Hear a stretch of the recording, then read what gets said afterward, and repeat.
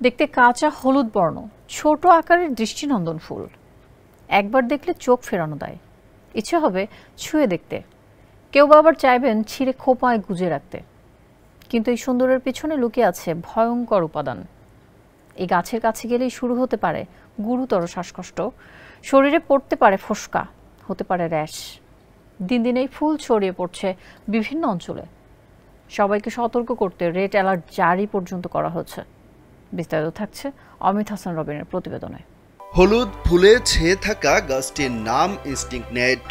রাশি রাশি হলুদ ফুল দেখলেই ছবি তুলতে নেমে পড়তে ইচ্ছে করবে যে কারো।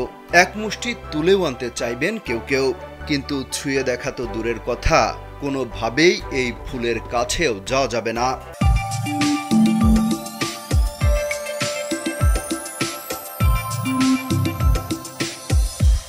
অ্যারিজোনা বিশ্ববিদ্যালয় জানিয়েছে, না চিনে এই ফুল ভুল করে কেউ ধরলে ভয়াবহ শ্বাসকষ্ট শুরু হতে পারে। এই গাছের কারণেই কিনা যুক্তরাষ্ট্রের অ্যারিজোনার একটি জনপ্রিয় পিকনিক স্পট 1 মাসের জন্য বন্ধ ঘোষণা করা হয়েছিল।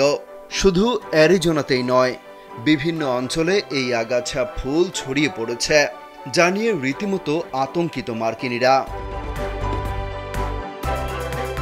এই গাছের কাছে যেন কেউ না যায়, এজন্য সবাইকে সচেতন করতে সতর্কতা জারি করা হয়।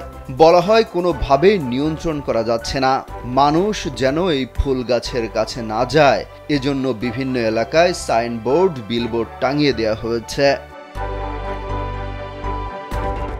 মার্কিন গণমাধ্যমগুলো বলছে, ইনস্টিংনেটের সরু সবুজ ডালপালাগুলোতে সুন্দর হলুদ ফুল ফোটে।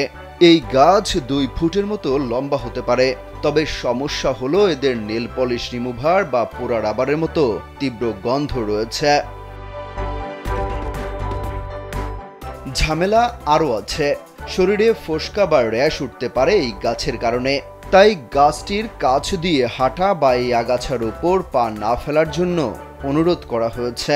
অ্যারিজোনার নেটিভ প্লান্ট সোসাইটির কর্মকর্তারা বলছেন, 2016, 2018-19 সালের আর্দ্র শরৎ এবং শীত মৌসুমে ম্যারিকোপা কাউন্টিতে ইনস্টিংনেট প্রবলভাবে ছড়িয়ে পড়েছিল, যা নির্মূল করা যাচ্ছে না।